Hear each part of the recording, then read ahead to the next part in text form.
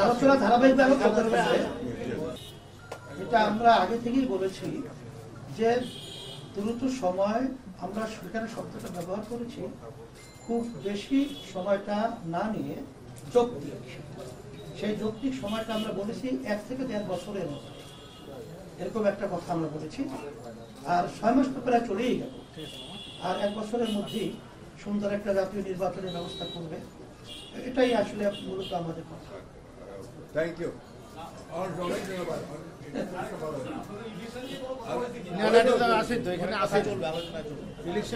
আলোচনা ধারাবাহিকভাবে আলোচনা চলবে। বক্তব্য